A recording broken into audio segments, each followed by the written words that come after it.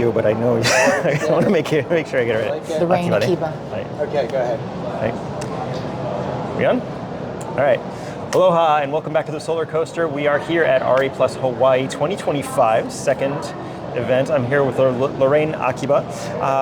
The third session was all about Pacific Island, Pacific Rim, like kind of interconnected. Right, the leadership of Hawaii, and yeah. I think we talked about the new term we'd like folks to think about Asia Pacific and Pacific Island countries as big ocean states. I like that a lot. Yeah. That we are part of the blue continent, because when you think about it, islands, even though they're small geographic physical mass, when you connect all the islands, especially like in the Pacific Ocean and islands across the world, we're the larger geographical mass, larger than any continent when you count that. And I credit that to Nainoa Thompson of the Polynesian Voyaging Society, who actually gave us that concept of the blue continent from our first native Hawaiian astronaut, Lacey Veach, who, when he looked down at the blue marble, looked at that and observed, hey, islands are connected by water. We are the blue continent, and Polynesian voyagers, having circumnavigated the globe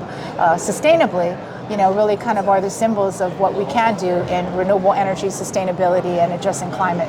Yeah, it was just a tremendous conversation. One of the big concerning things was this connection of energy, but how dependent we are on specific trade routes. Right, exactly, and which are affected by geopolitics, right? Which we have very little control over. So being energy independent is much more of a priority for us going forward. Hawaii, obviously, being a leader, I really wanted you to speak a little bit about like how all these islands, as we look to each other and then look to Hawaii.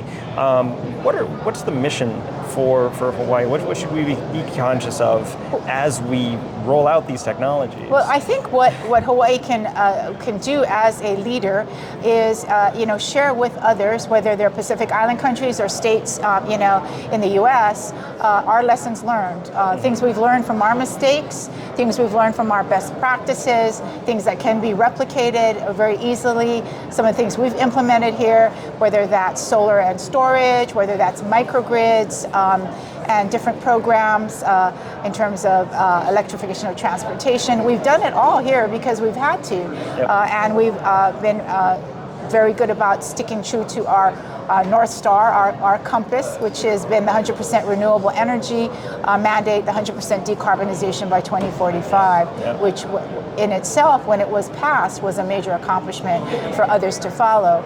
But we are very important. People always think of us as, surf and sand and tourism, but this is a real epicenter for energy security and national security.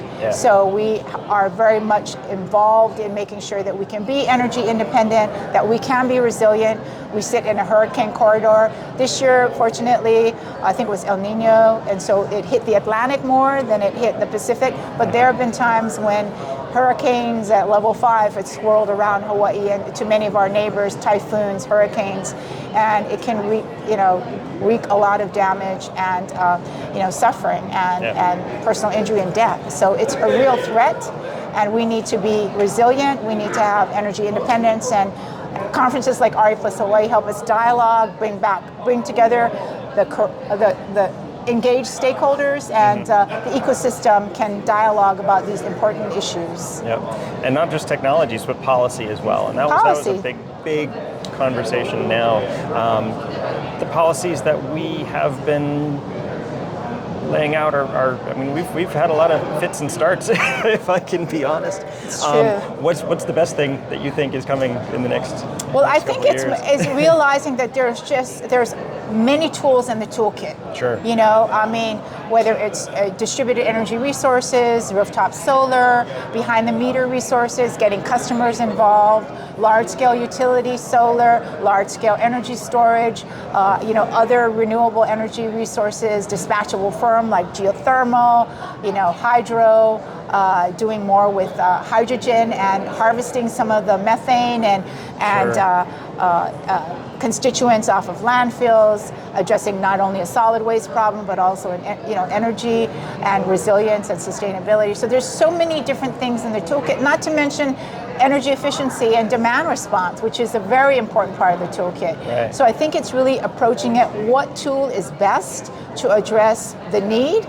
You know, you're not going to take a giant hammer if you need to do a precision surgery, right? Mm-hmm. So it's really making sure that you know what your needs are, what tool is best, and sometimes it might just be energy conservation, energy efficiency, smarter usage of what supply is on the grid by demand management, demand side management. So many ways that customers, utilities, and larger commercial customers can actually help be part of the solution. Yeah, that's really smart and hopeful.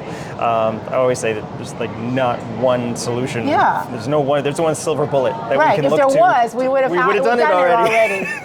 Exactly that. Lorraine Akiba, I really do appreciate RE Plus Hawaii 2025. Come down. These are the types of conversations that we're having. Really do appreciate your time. Thank you, Thanks Jason. so much. As we say in Hawaii, mahalo and aloha. Thank you so much. Thank Appreciate you. it.